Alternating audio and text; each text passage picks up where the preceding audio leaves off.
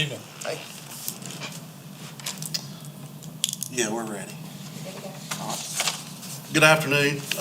Call to order the May 19th, 2022, 6 p.m. Oconee County Fire Service Advisory Commission meeting. We do have a quorum tonight, so we'll continue. First item on the agenda is the approval of minutes for March the 17th. They were distributed by email. You've had every time to look them over. And if so, entertain a motion that we approve the minutes. Make a motion, we approve them. Motion's been made. Is there a second? I'll second the motion.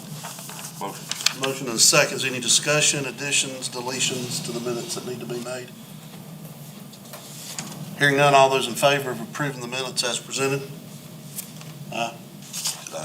Opposed, like sign. Being none, March 17 minutes are approved. Next agenda item is the radio communications report. We did not have a meeting last month. We were waiting for Travis Tilson to attend our meeting. In order for us to make progress, I understand he's going to be attending the meeting next week, so we should have more things to report after that. We're still waiting for, well, we got an offer from the FCC about a frequency for the Salem Tower. It was too low a power for us to accept, so we rejected it and asked them for another offering. We just can't go ahead with putting the system into operation until at least that's in hand, because we'd have to touch every radio again, and we don't want to do that. We're working on getting the Cleveland Tower in. We've got to talk to a contractor today. Okay. Hopefully he's gonna, next week we're gonna try to meet out there. He's trying to give me some dates to actually talk, to actually have a contractor out there about that. And then, when I talked to Travis about next week's meeting, we are almost done with the interface that is required for the quotes for the, between the towers, for the Salem Tower. So, that was good progress too. So hopefully we'll, in the next couple of weeks, we'll actually have both those locked down to where we have some timeline on those, where we've been waiting on a lot of that for shipment and stuff, so.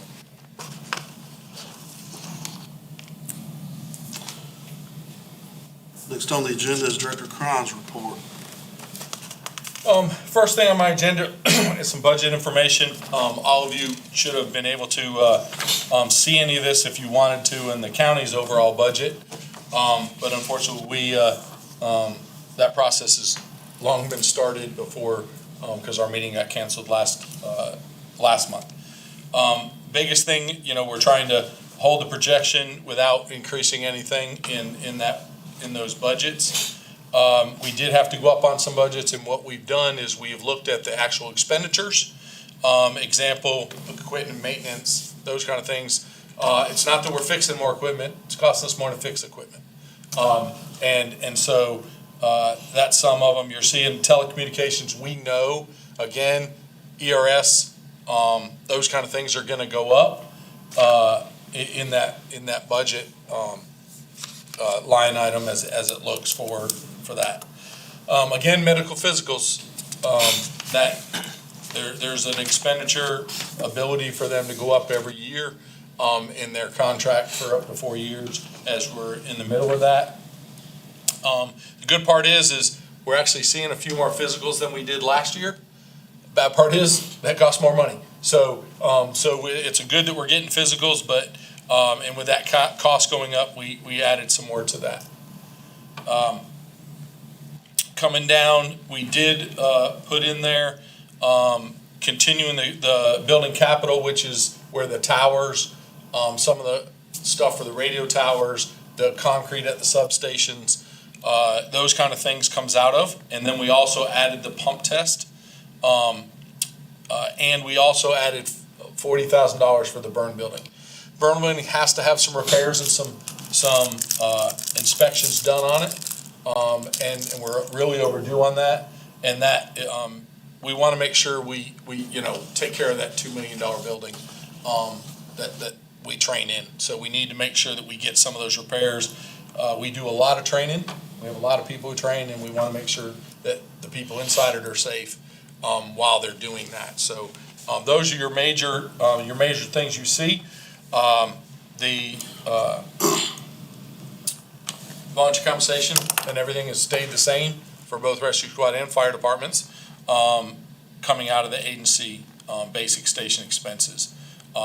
And we've maintained the volunteer compensation at the present time within that allotment for that. Any questions on that special revenue fund? Just looking, what's the electricity, water, sewer, and garbage?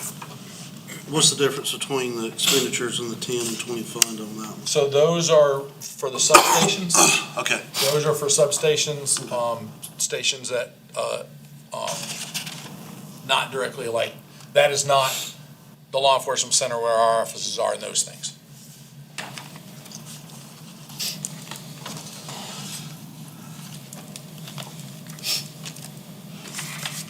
Any other questions? All right, moving on to the next one. This is the overall, county fund budget in the 10 fund.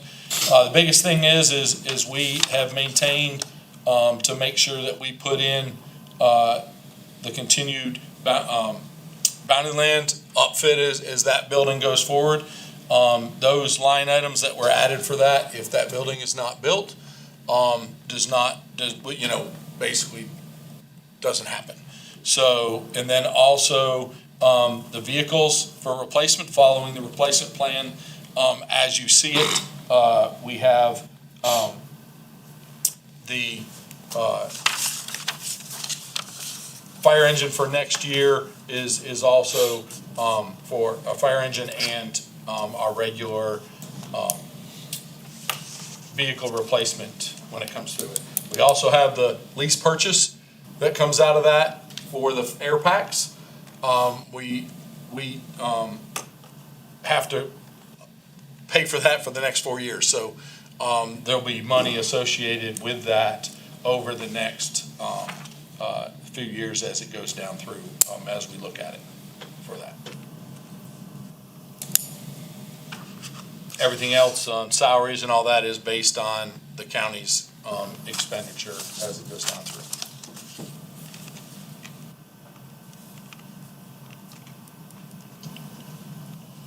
staff development and uniforms look like they've doubled. So staff development, From 21, it was 60, okay, I see, it was 60. it went up in 21.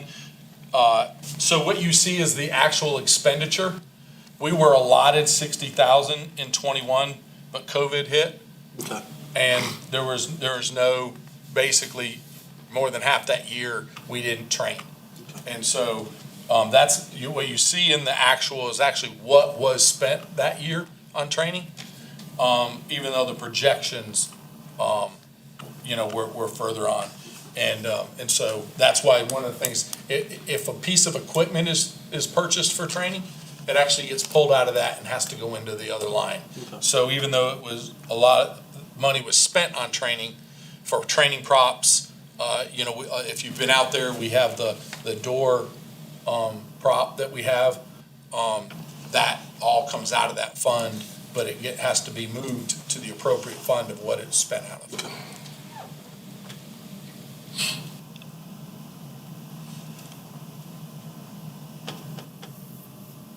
And then uniforms is just getting us up to PPE levels with, we had not gone up like we needed to with the cost increases and personnel to actually upfit the turnout gear, the boots, and all of that. Some of that issue is the turnover.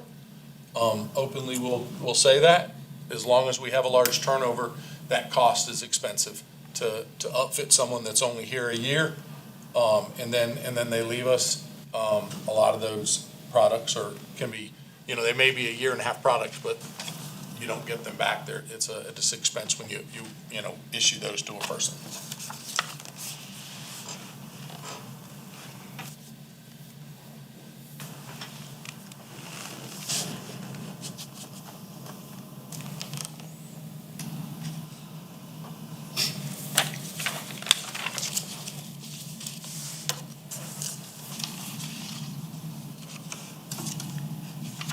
next thing on the agenda is ERS access.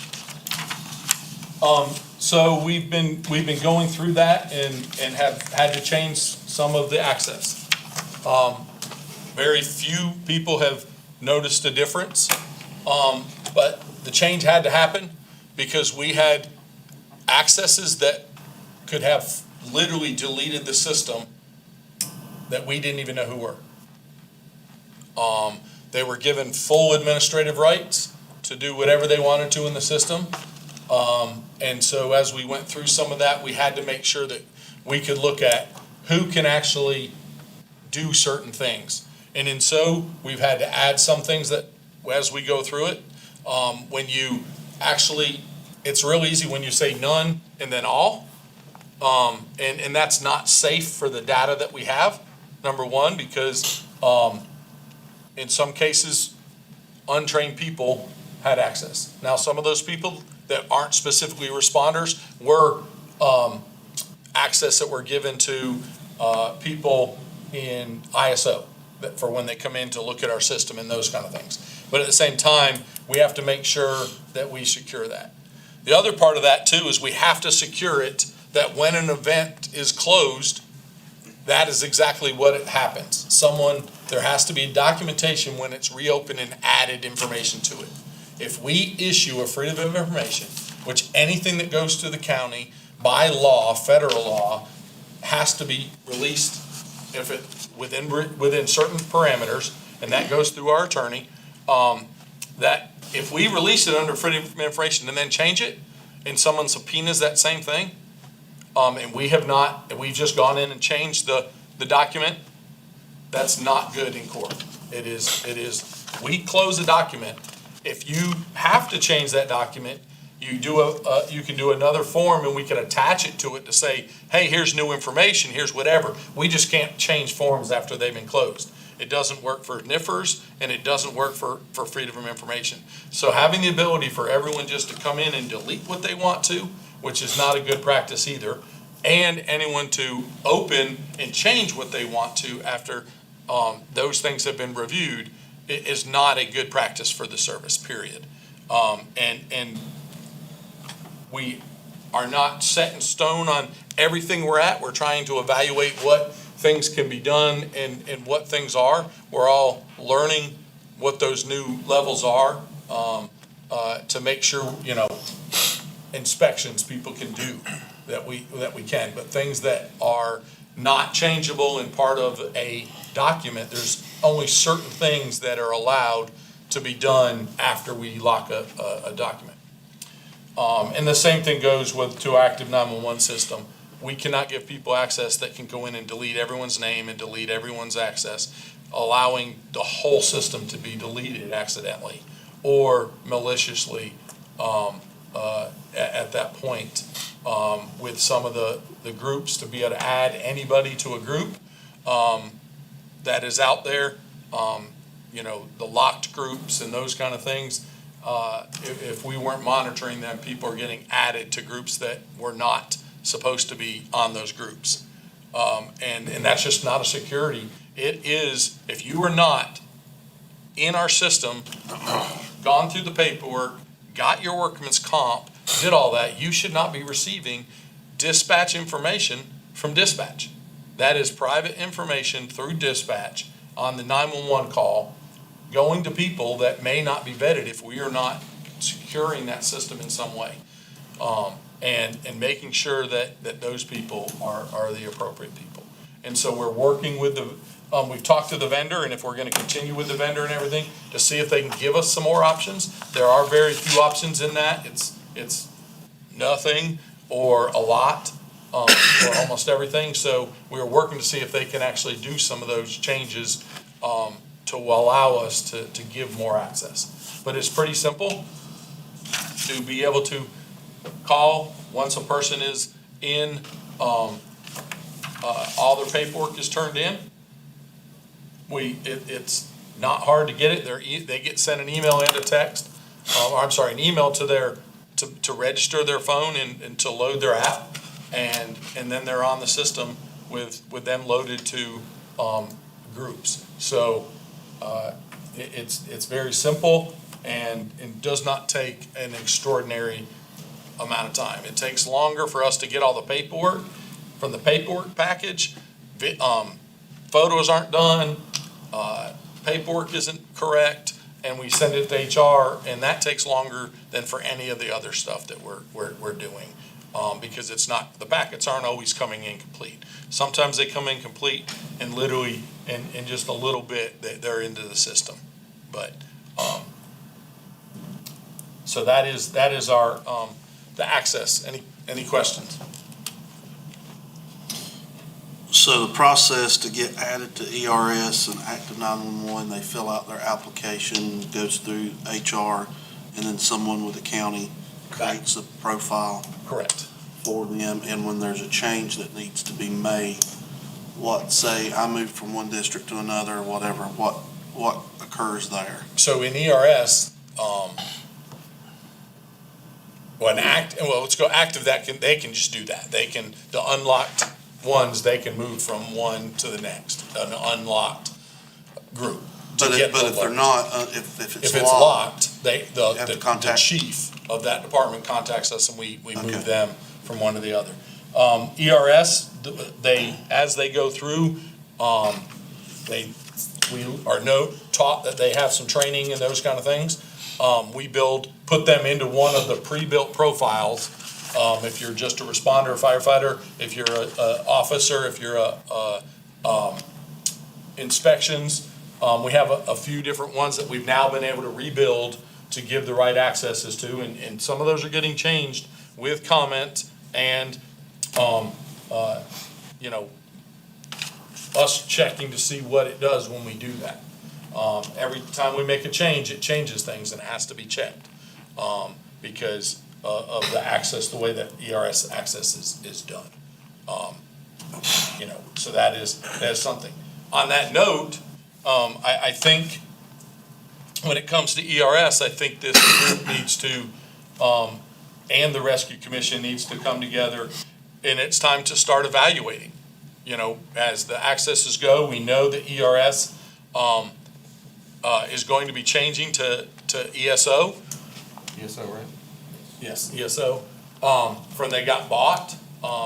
We haven't gotten any official word from them yet, but they have said that they will be migrating. They're not sure how that's gonna happen, and all that. And we need to decide, do we stay or do we look? And as we do that, I think the Fire Commission, the Rescue Commission, and Emergency Services needs to have a group, much like we did with the air packs, and start to evaluate what we need in our next system to include the accesses. How does that look? And does this one give us the ability to click every access? To not allow you to do this, but to do that. And all the systems are not equal when it comes to that. But I think that's something that all of the departments need to have a say in through a committee. And I'd like to recommend that, it's not happening tomorrow. But we need to start thinking about it as a commission. How do we make our next steps? And that may be moving to ESO when they migrate, okay? But ultimately, ERS is going to change either way, because we will at some point not have an option when they choose to no longer support that system. And I just want to make sure we're ahead of the game and we know what our process is going to be. Instead of, this is a year out before we would make another contract. This isn't next year. But if you know anything about the computer programs, it is not a short evaluation. It is not, you're learning to navigate a new system, you're checking references, and they're very robust in everything that we do. And I'm not saying that to get rid of ERS. I'm just saying, we know that there's going to be changes within that system, and we need to make sure that that is still what we want to do. Well, can you look for something simpler than, because this ERS is a headache. ERS, the county operating on two different versions of it. The county version, it is a little bit of a headache. You've got every apparatus in the entire county to go through to check your apparatus and such little things as that. And there's no consistency in how engines are labeled, brush trucks, et cetera.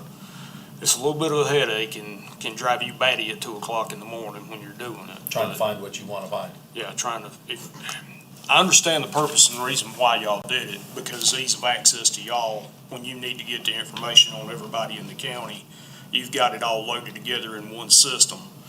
But for like a volunteer organization, they don't need to see and necessarily are concerned with what other stations or rescue squads are doing in that system. And you pull up one screen and you got every call in the county for the entire day.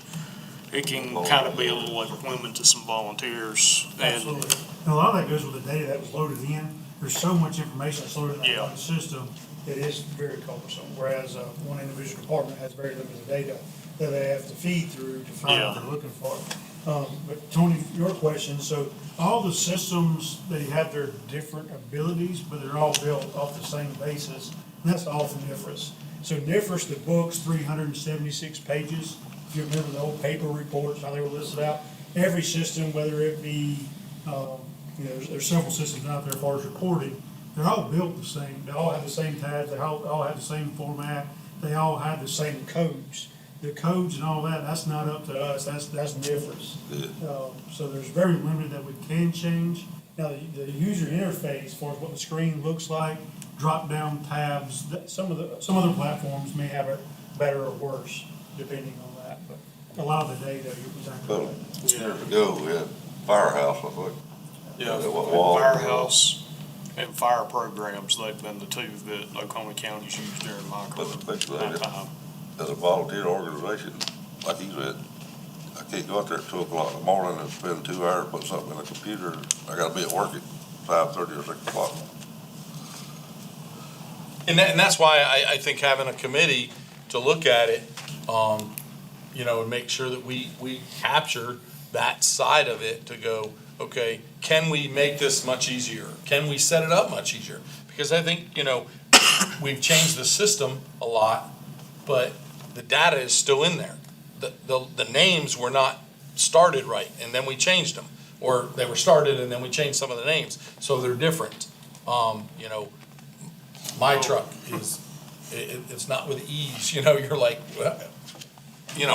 so you're kind of going through because it has a dash in it. Those things, so to where evaluate, go, this is what we want in a system. This is what we don't want in a system, if we can do that. Again, we're limited on some things, but can we get a system that fits us better? Or do we need to migrate over? Because that'll be one of the systems we have to evaluate, knowing that in the future, we will end up migrating if we continue to stay with ERS, which is another program. And that's why I bring it up now. Either way, we have to move to a new program, to some extent. And what does that look like? I don't know much about the system itself, but like we was talking about a couple months ago, people on 2 stations, is there not a system out there that'll kick them people out if they put them in on 2 stations?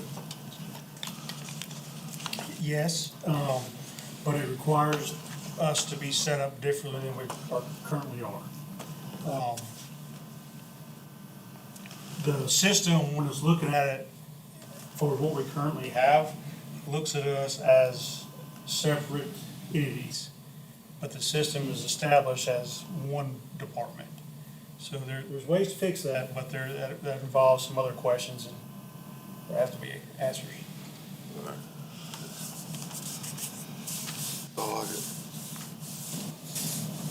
All right, next thing, incentive requirements. Pretty self-explanatory. This was emailed out to everybody.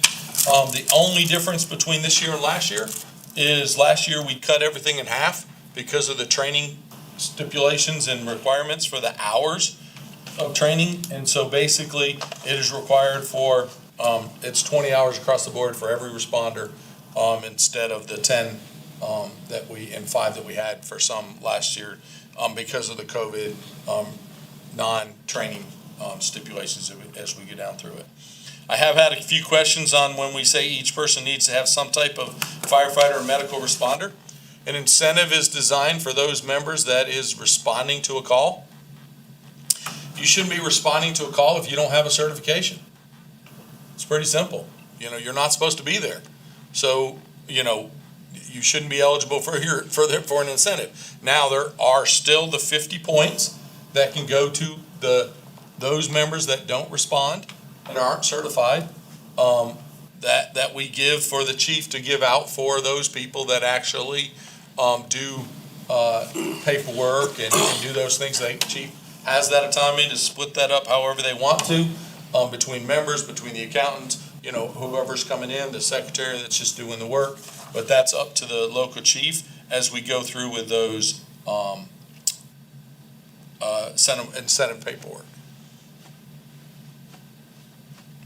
Splitting hairs here, I know I'll get asked, Okay. what's the definition of certification? Is that online certification, South Carolina Fire Academy, MPQ, IFSAT, RTS? I mean, No, so- what defines a certification? So we'll, So a certification is something that you're receiving some type of certificate for from a company. We have not said a company. If you go take a CPR first aid class, that is all you have to be on scene and run a cardiac arrest. Because with CPR, you can make a difference in a cardiac arrest. Okay.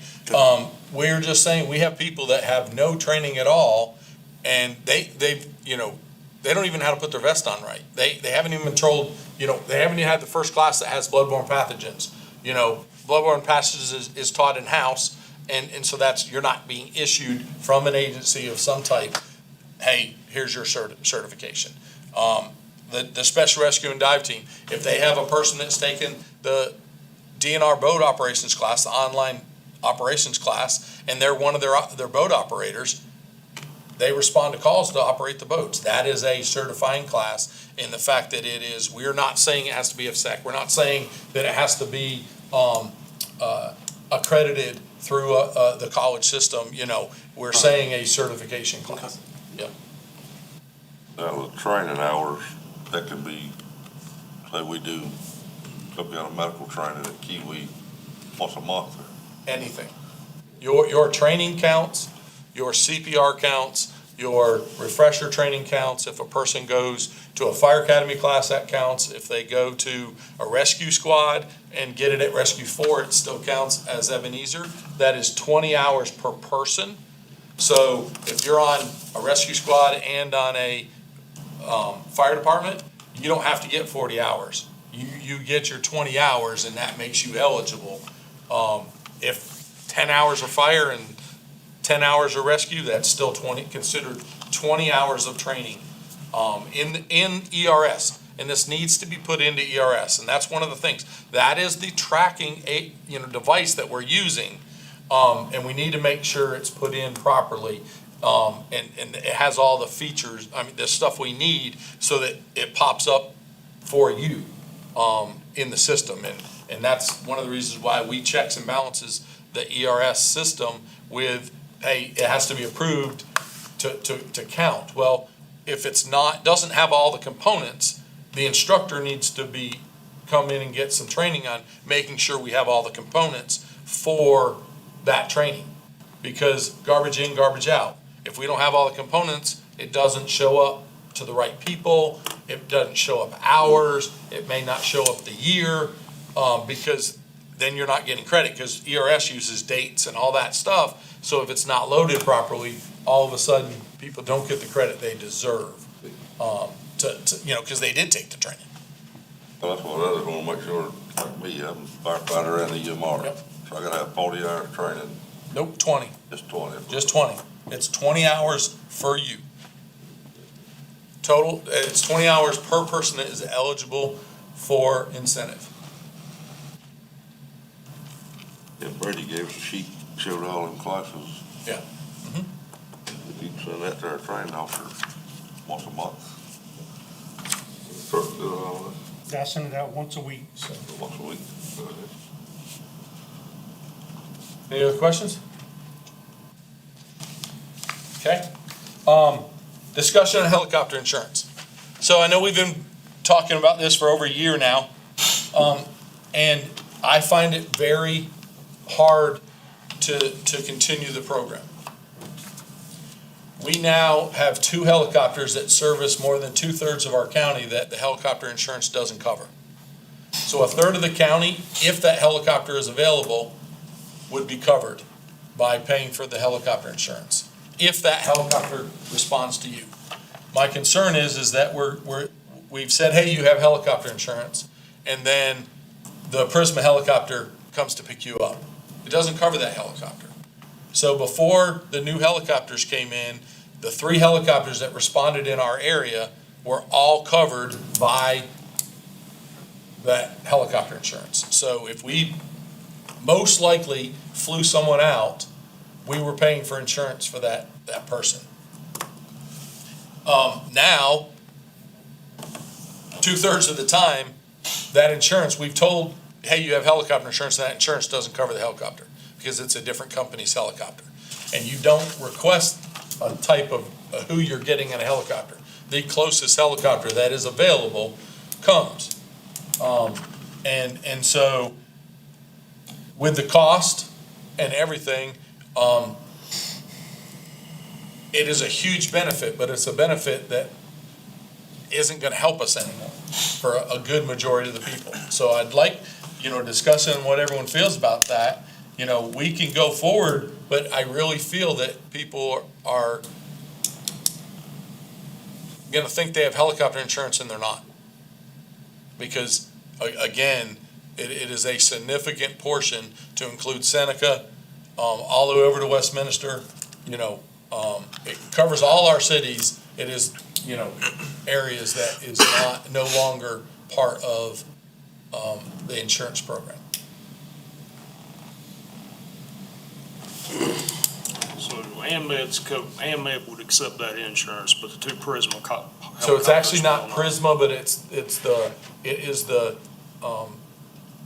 Medtrans is the company that has the helicopter and bills for the helicopter. That is who that insurance is through. We pay them directly. That's who that insurance policy is from. It's through that company. So LifeNet 10 and AMED. Correct. That's through Air Methods, which is a totally different air ambulance system. And they conveniently will not accept the insurance. They openly tell us that they'll work with everyone, but they charge your insurance first, and then they work with everyone for the difference.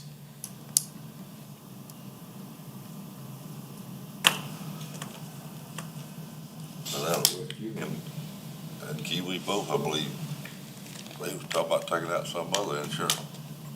Yes, there are some others that are a lot more expensive, that is not, for us, cost effective to put it out for everyone within the budget that we're given. But as a department, using the money that you are allotted, that would be eligible for you if you chose to pay that insurance for your members. So I guess in reality, you'd have to have 2 different insurances. Correct. One to cover these 3 helicopters, one Right. to cover these 2. Correct. And that is the struggle. It was a very easy decision before, when every helicopter we called, it covered it. Now,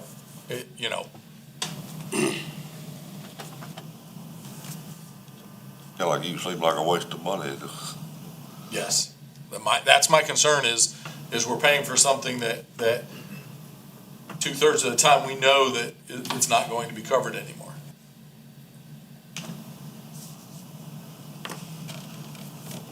Well, I think we switched to one of those all-encompassing plans, and it was considerably more expensive. It was Yes. probably double, A lot more than that. maybe more than that now. Yes. So, Yes.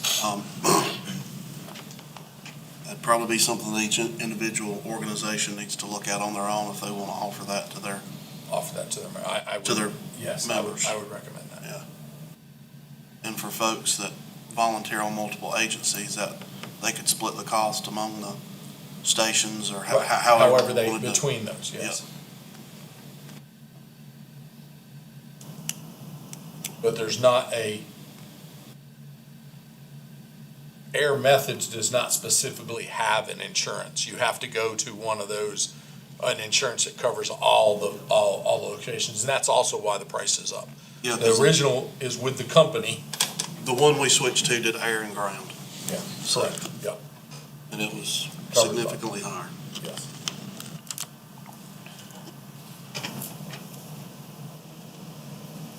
Other comments?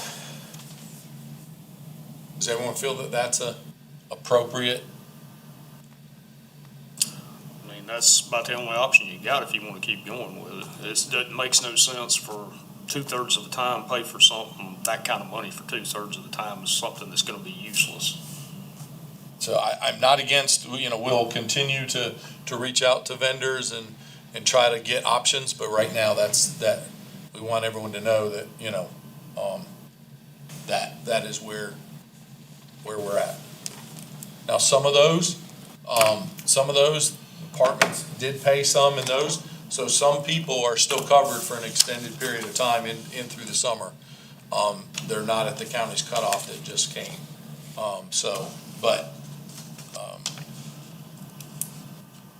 We just want to make sure everyone passes that on to the departments. Fire Rescue Appreciation Day. Didn't write the date down, sorry. June 18th. Make sure that was good with the commission to move forward with the 18th. We know that's the day before Father's Day. Bring your father out and enjoy it too if you want. Most of us had a father that was in the service or some type of service already also, so he might enjoy that also. But again, a good family day. We're gonna, same as in years past, we're gonna start setting it up. We can't do it the weekend before because that is the fire conference. And the weekend after is too close to the budget year for all of that to go, to be done, and then personnel issues to make sure that happens. So And it'll be at Westminster. that is the plan, to have it there and cookout, door prizes, and some games and stuff like we always have for the families. We'll make sure we have a bounce house or two for kids and stuff, like we've done in years past. Done you started, I'm sorry? down to start. Brady, remember what we did last year? 10 o'clock? I think it was around 10 o'clock. We will get a flyer made. Next week, we'll make sure that we have a flyer made of exactly the timing on that.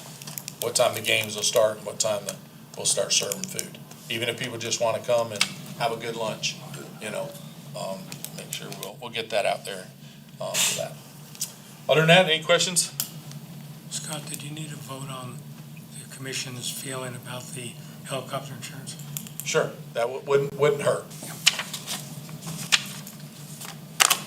For a vote on what the commission's opinion on the helicopter insurance.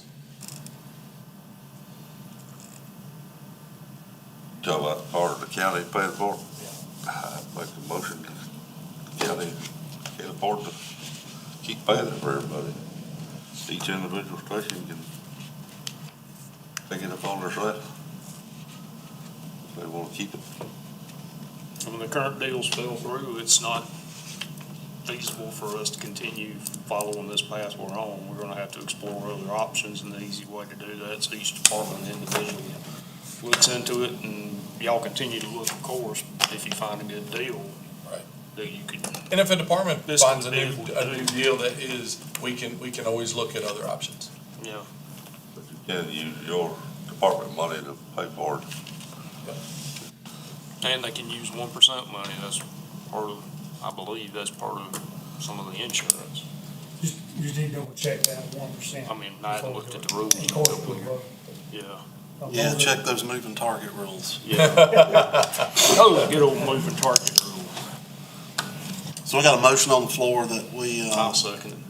in a second, that the stations will be responsible for, and the county's still gonna do research, be responsible for funding helicopter insurance this upcoming fiscal year. That sound good? All right, any further discussion? All those in favor signify by raising your right hand. Opposed, like sign. There is none. Motion carries.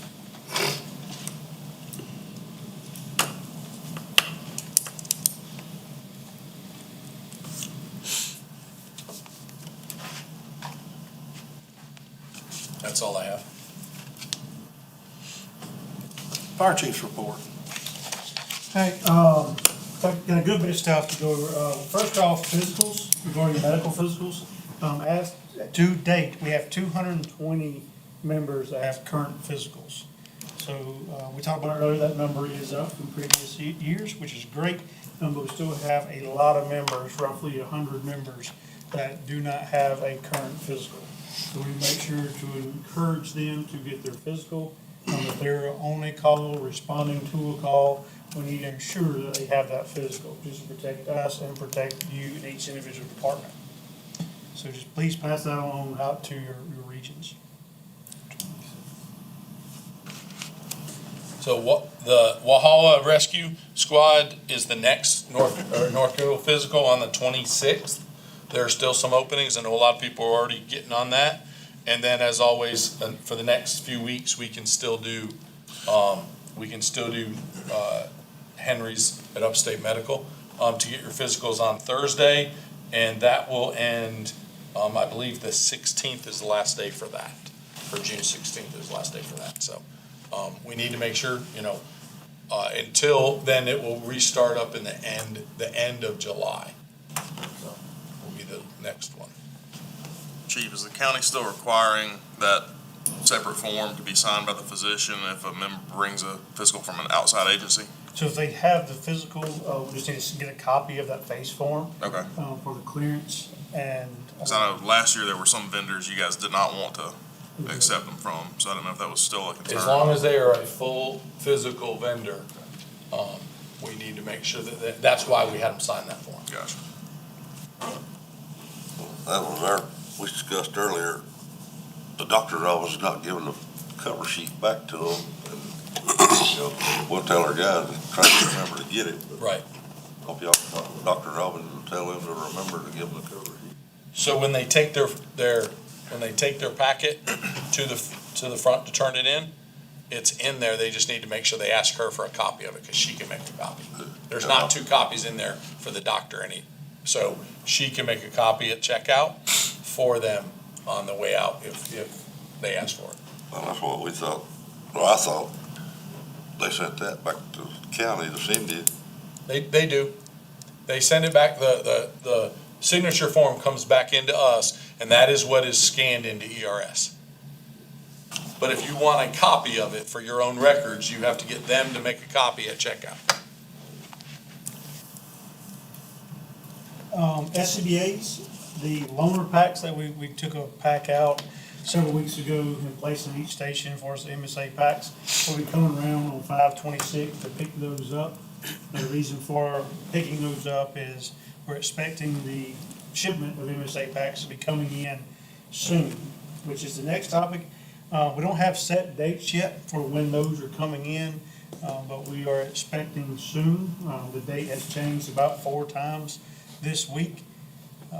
So hopefully, fingers crossed, within the next 3 weeks, 4 weeks max, you'll have MSA packs in your station. We'll be coming around, of course, picking up the old packs, exchanging for the newer packs, once those packs get in. But the trouble is we're getting a little bit at a time for the shipment. We haven't physically received anything yet, but, one shipment has already shipped to Safe Industries. It might be the cylinders, and then I think Monday was supposed to be a shipment of the packs, and then another shipment of the face pieces, so it's not coming in as like one large truck. It's just kind of coming in bits and pieces at a time. So we're trying to wait till we get everything in at Safe, and then we'll be coming to Oconee. Quite naturally, when it gets here, there's a lot that we'll have to do. to get them ready. Of course, we have to assemble them. And we think we can get that done in one day. And then day 2 or day 3, get them out to the stations.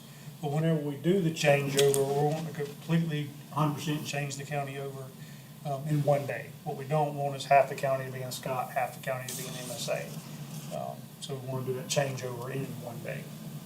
But wish I had more defined dates to be able to give you. Unfortunately, I don't.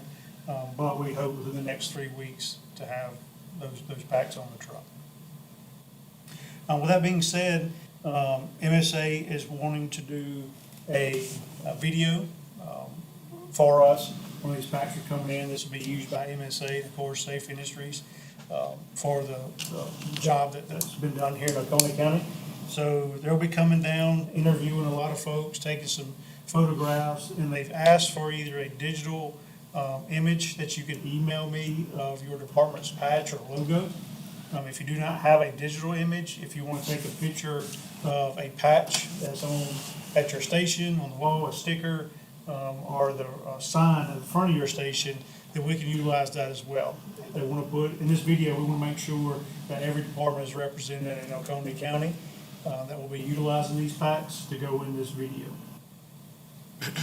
And it's not us making the video, it's a company that both Safe and MSA have partnered with to make this video for us.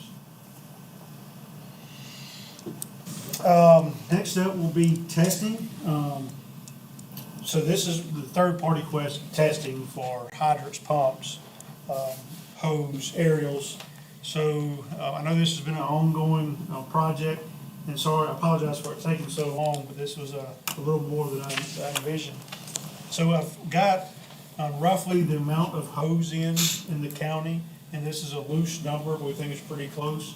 So for the hose, we are expecting 170,000 feet of hose across the county. So I've contacted 7 different companies that do testing. Now granted, all 7 of these may not do all testing. One company may just test hose, one company may test ladders, one may just do pumps. So I'm gonna give you the average cost for each one of the testing. So for hose testing, we're looking at 35 cents a foot, 23 cents a foot, 29 cents a foot, or 22 cents a foot, depending on the company we go with. Pump testing is anywhere from $200, $180, or $300 per truck, depending on the company. Ground ladder testing, this is per foot, is either $2.21, $1.50, $1.75, $2.50, or $1.90 per foot of ground ladder tested. We have roughly 3,000 feet of ground ladders, roughly 50 apparatus is what was quoted. For aerial testing, we have anywhere from $500 per truck, $700 and $750 per truck for aerial ladder testing. So those are all the quotes that I got back in from this.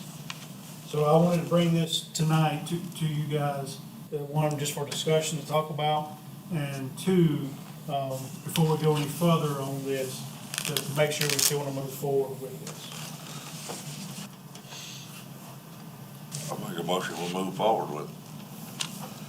But you said you got a company, one company don't test all this stuff. There is one company that sent a proposal back for testing. The unfortunate is it was not the cheaper price, and I could definitely make an argument, if it was $5,000 more. Because the nice thing about one company coming in is when we bring in the hose testing, they can do the ladder testing at the same time. So we're not having to move a truck in 2 different times of the year. But they were significantly higher. I could almost make an argument how we'll save fuel prices by bringing the truck in only once if it was $5,000 more, but it's substantially more than the other companies. So pricing it out, there's not one particular company that will do multiple testing. Now, a lot of these are kind of like brother-sister companies. They kind of collaborate together to get things done. So we definitely would look at that to see if we could facilitate testing. For an example, if one company does ladder testing and another company does hose testing, maybe we could get them together at the same time but it's not a guarantee. Just for an idea, as far as cost, and this is just rough numbers, we're looking anywhere for a total of hose testing, again, it's 170,000 feet, pump testing, 50 apparatus, ground ladder testing, average 3,000 feet, aerial testing, 4 apparatus, anywhere from $54,620 all the way up to $72,578. And remember that pump testing and ladder testing are already in the budget. So the hose testing is the only piece that the quads are actually helping, because we're not having the volunteers help us do that. We're letting the third party do that. I'll second Mr. McAllister's motion, continue with it. Busting the figures up and looking at it, the price we're paying, it's pennies on the dollar. And you're getting somebody to come in here that's certified, that's taking all the liability and all the blame off of anything going wrong with the hose testing from all the volunteer chiefs and from Oconee County. It's gonna be done and done right and not pencil whipped, as it probably has been done sometimes in the past. You know it's getting done, you know it's getting done right, and it's getting done safe. And it's freeing up manpower and man hours to do more important things like train and go run calls and do that. Just for the price you're paying, $6,000 a department. It's not even 6,000 a department. I mean, that's my math on the worst case scenario. Just for, I'm glad you brought that up, so just for an example, so once we take out the hose testing, which, because the rest was already budgeted, for 29 cents a foot, you're looking at $49,000 just for hose testing. At 23 cents a foot, you're looking at $39,470, and for 22 cents a foot, you're looking at $37,754. So when you look at the hose, now again, I know this is very loose numbers, because some departments are going to have hose stacked in corners that we don't know about. The average hose by department, the most the department had was 18,850. Some departments have all the way down to 3,000, 2,000 feet of hose. So the 18,500, the maximum cost is $5,466.50. Whereas that one department that has 3,000 feet of hose would be $871, and that's at 29 cents a foot. You drop down to 23 cents a foot, and the department that has 3,000 feet of hose is only $691. All right, we got a motion and a second on the floor that we proceed with this program, and I want to make sure it's right. Mr. Chair, sorry to interrupt. Yeah. Just to help with that number a little bit more, I averaged out the amount of hose that we would carry on a truck. This is estimated, we're carrying 1,200 feet of 5-inch, 400 feet foot of 3-inch, 500 feet of 2.5, 600 feet of 1 3/4, and then 200 feet of just booster. Again, that's pretty much max loaded out of the truck. At 23 cents a foot, you're looking at $678.50. And at 29 cents a foot, you're looking at $855 per engine with a standard ISO loadout. Sorry to interrupt. No, that's fine. So your motion is that we recommend carrying this plan forward? Yes. And you second that? All right. Is there any discussion amongst us that we need? They'll test all those 5-inch, 2.5. Yeah, so they'll come in and do all the testing. They will pull it off the truck. Everything they're asking, and quite naturally, the size of our county, we're going to identify probably 4 testing sites. Quite naturally, they need a large space. Everything's tested according to NFPA, max length's 300 feet, so they can test multiple lines at the same time. So we have to get the truck to them. If there's any spare hose, we have to put on a trailer and take it to them. I would prefer to do the spare hose first. That way, if they're testing a truck and any hose that busts during the testing, you're able to take the spare that they've already tested and put on the truck. But they will unload it, they will tag it, they will mark it, they're going to look at the dates.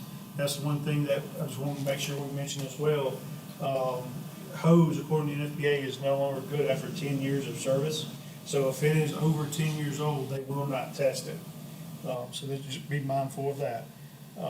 They will test it, they will scan it in, they put all this on that Excel spreadsheet that will be sent back to us once the testing is done, and then we can, load that into the library or VRS for documentation.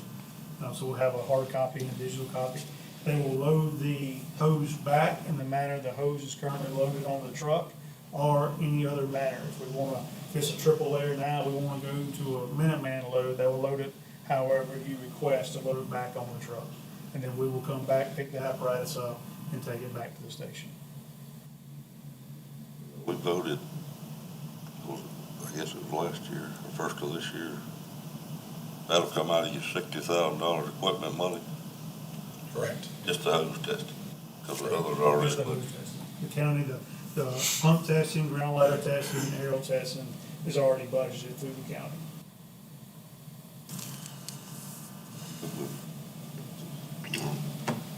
No other discussion? All those in favor of the motion, right hand. Opposed, like sign. There is none, motion carries. Thanks, sir. All right.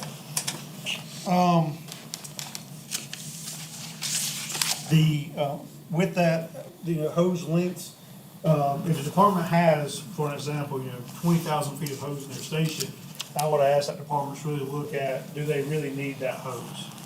Some departments have hose that are just stacked up in storage in the back of the stations. So before we go with this and actually start testing hose, I would ask the departments to look at the amount of hose that they physically want to get tested. Because if you have, three engines, roughly 3,500 feet of hose, but you got a total of 18,000 feet of hose, do you really need to get all of that tested? Or it may be you only need to get 9,000 feet of hose tested. So that's up to each individual department, but. Yeah, 20,000 feet of hose, most of it's probably over 10 years old. Yeah, I'd be willing to bet every department in this county's probably got an engine loaded out completely with hose that's non-NFPA compliant right now. Yes, sir. Any further questions on the hose testing before we move on? Thank you. Fit testing. So I do have copies. I emailed this out yesterday for each station. I also have copies of fit testing by each department. If you would like to pick your department up tonight and take it with you, by all means you can. So we have the fit testing. We have offered a total of 5 different events or times for members to come for the hose testing over the last couple of months. Out of that, we only had 146 attend the fit testing. So we understand that we didn't count, there were some people that just couldn't make it due to work or any other events. And so please remind your folks that they have to have a fit test. If they need one, please get with us. We can make that happen. But 146, we're missing a lot of people. I understand some folks get fit tested at other departments. So if you're one of those, we just need a copy of that fit test record, so we can put it on file. And just as a reminder, we do not need to be entering any IDLH environment without a proper fit test, physical, and training. Any questions concerning fit tests? We have the machines that we can do the fit testing for you. If it's one person, you can swing by headquarters, myself, Lieutenant Gibbs, or Lieutenant Honeycutt could make that happen. Lieutenant Honeycutt's over the fit testing. If you would like him to come to your department, if you have that many members, we can definitely make that happen. Any questions about fit testing? Classes, so we have a summer recruit school fixing to start up. That will start on June the 14th, and will end August the 18th. We'll be offering bloodborne pathogens, CPR, AD, first aid, radiological, hazmat awareness, hazmat ops, firefighter 1, auto extrication, EVDT, firefighter 2, pump ops 1, EMR, and pump ops 2. That's gonna run Monday through Friday from 8 a.m. to 6 p.m. So if anybody's interested, you don't have to necessarily take the entire recruit school. If you have somebody that just wants to get certified to the firefighter 1 level, or if you just have someone in your department that just wants to be a driver operator, they can come take the EVT and the pump 1 portion. So you can kind of pick and choose what you want to take, with the exception you have to make sure you meet the prereqs. For an example, if you're gonna take the 1156 firefighter one, you must have CPR and first aid, hazmat awareness, and hazmat ops. Any questions on the daytime recruit school? I handed out another handout, I think everyone has that. That has a list of the upcoming deadlines that are coming up. I won't go through these line by line. I sent out an email earlier. There's the summer recruit school dates again. On the back of the page, it has the dates listed out, along with the continuing education program for EMRs and EMTs. And then really the updated portion is the July to December classes on page 3. So these classes are now on the fire portal. These are the ones we requested through the catalog. They are, I looked today, the link just went out, so they are live. You can go ahead and have members start to enroll for these classes.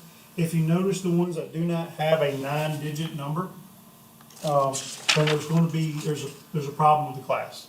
It wasn't the dates I requested. So I'm waiting for confirmation on those. We will still have the class.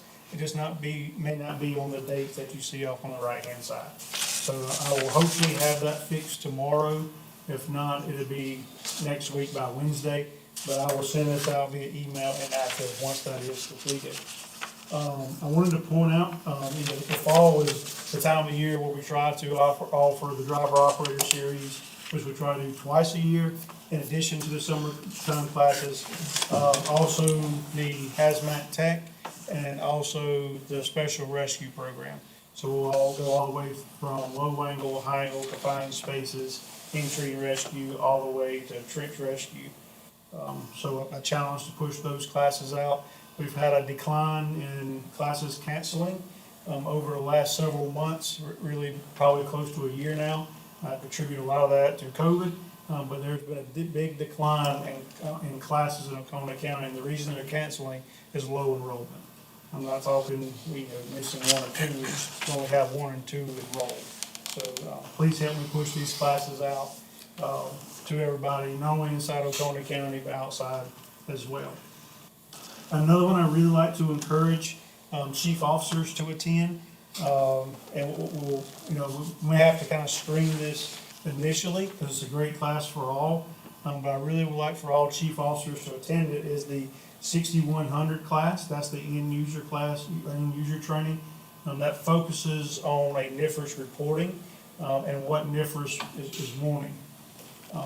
So that will be in August. I know that's one of the ones that the date is kind of messed up on, but I still plan on offering that sometime in August. We're currently still working, with that being said, we're still working on essentially a ERS training or NIFRS reporting class that I hope to have done prior to that. But that's still a great opportunity for that.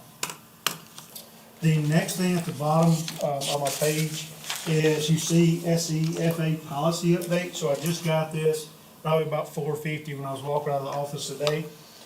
Due to liability issues that have been identified by LOR legal staff, the SEFA will no longer allow open enrollment or non-affiliated students in any course. The SELOR legal team is currently looking at other registration processes and policies to see any alternative options. So essentially what that is in a nutshell is, even though it's always been kind of frowned upon, sometimes we had that student that would show up for class that wasn't on the roster, but we knew he met the prereqs, we would allow him to take the class. We can't do that anymore. They have to make sure they enroll.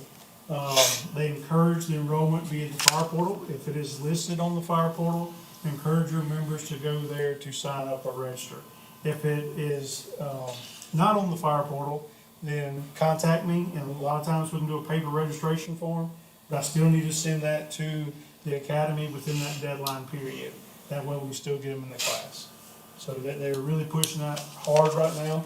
Maybe they'll come up with some alternatives where we can kind of fix that in the future.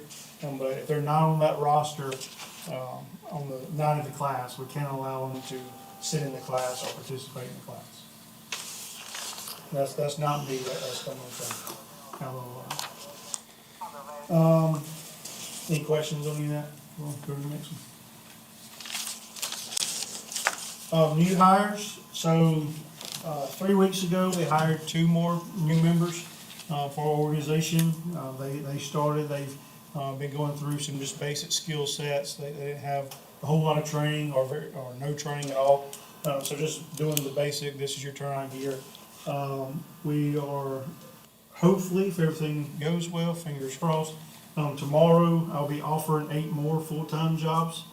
Unofficially, they have accepted the job, but pending, physical results, once we get the green light to move forward with them, which is the plan is tomorrow, we can officially offer them the job. So we'll be offering 8 more full-time slots, and then 2 part-time slots.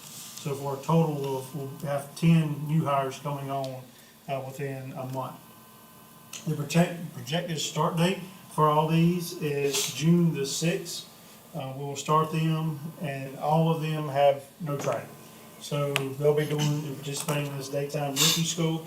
I encourage you to come out if you want to help one day with that rookie school. If you want to come out and meet with them, I encourage that. But they're all young and seem very eager to learn about the fire service. But they'll be coming on board and going through the rookie school soon. With all that being said, if they all accept, their positions will be fully staffed, come June 6th, minus part-time positions. We still have, 2 part-time positions available, but, as long as we keep doing what we're doing, don't lose anybody between now and then, June 6th will be fully staffed. We've covered the SCBA policy change. And the last thing I have is, shirts. So if your department, would like a T-shirt from every department in Oconee County, both fire departments and rescue squads, doesn't have to be a county department. I would like municipality departments as well, preferably size extra large to 2X. So, this is not for me. So what I'm trying to do is kind of, make our training room a training room for firemen. So I'm taking the shirts and actually putting them on the ceiling tiles, with the logo facing out. So I would like a shirt from every department to be represented in that training room. That's the firefighters' training room for Oconee County. So, just trying to make that look a little bit better. So if I could, if you don't mind, I would like a shirt from every department. Thank you, that's all I have. The new hires, are they 24, 48, 40 hours? Yes, What are they? I wanna say 5 of them were 24-hour positions, the remainder were 40-hour positions. Coming in on the 6th, they will all be working 40 hours a week, Monday through Friday, just for the recruit school. Once the recruit school is done, we're gonna try to do, with 10 members, maybe try to do a 4-week, 5-week max, like orientation, where we get them out there in the field with experienced members and let them really see what Oconee County does. Let them spend time with 24-hour guys, let them spend time with 40-hour guys, let them spend time at Corner Shallow, all the way up to Picket Post, Station 11, Long Creek, Mountain Rest. So as you know, that's different topography and different operations, modes of operation throughout the county. So we'll try to expose them to that as much as we possibly can. That way they can kind of see what they're getting into. And then after that, they will officially get their shift assignments and move to their assigned shift. That'll probably be, when we're looking at this ballpark, probably looking at the October timeframe before they're officially on their assigned shift. I'm sure after recruit school's over, you might see them on a 24-hour truck, kind of picking up a shift or riding, but we hope to have them officially on their assigned shifts, October, somewhere in there. That's all I have. All right, next on the agenda is commissioner updates. Region 1, Region 2, Yeah, no news this month. Region 3. Don't have anything. Region 4 is absent. Region 5 have nothing, and I have nothing as far as the chair. So, if there's any questions, good to the cause, I recommend we adjourn the meeting. Make a motion, we adjourn. Second. All those in favor?